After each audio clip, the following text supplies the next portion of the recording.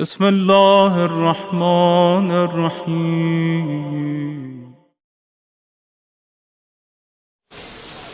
تو یہ جو جب امام آئیں گے اور انشاءاللہ ابھی آ جائیں، جلدی آ جائیں، تو بہت سارے لوگ گھبرا جاتے ہیں، مولانا صاحب بڑی جلدی نہیں کریں، تھوڑا سا ہمارے کام وام ہیں پورے ہو جائیں۔ ہمارے ایک دوست تھے، ابھی بھی ہیں، تو شروع میں ہم ان سے بہت امام کی باتیں کرتے تھے۔ میں نے کہا یار امام کا ظہور جلدی ہو جانا چاہیے، تو کہنے لگے یار نصرت بھائی تھوڑا خیال رکھ کریں، ابھی تو ہماری شادی بھی نہیں ہوئی ہے۔ یعنی ہماری زندگی میں تو یہی مسائل ہے نا کہ وہ میرا کام نہیں ہوا، ابھی تو میری ڈگری نہیں ہوئی، میری جاب نہیں ہوئی، ابھی تو میرے پاس یہ نہیں ہے۔ عزیزان محترم، یہی تو وجہ ہے کہ امام دور ہے ہم سے۔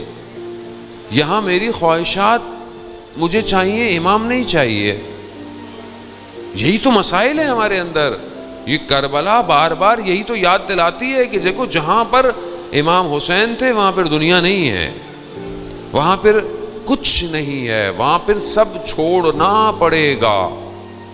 اور آئیں اپنی زندگی کے اندر دیکھیں کیا ہم آج جو چیزیں جس نے ہمیں جکڑا ہوا ہے، جکڑ گیا ہے، اتنی شدت ہے کہ ہم اس حق اور باطل کو پہچان نہیں پا رہے ہیں۔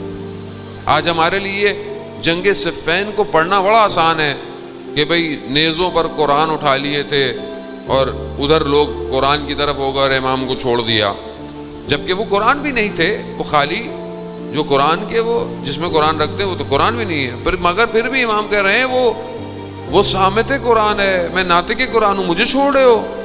یعنی فتنے، ایسا فتنہ تھا۔ اور آج کیا ہے؟ آج بھی ویسا ہی فتنے کا بازار گرم ہے۔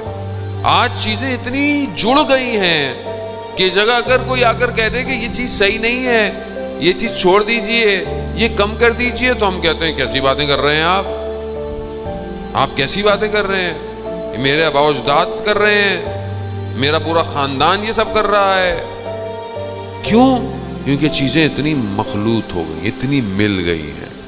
اور یہی وجہ ہے کہ جب ظہور آئے گا، ہوگا انشاءاللہ کہ جلد سے جلد ظہور ہو، اس وقت میرے لیے بہت سی چیزیں چھوڑنا مشکل ہو جائے گا۔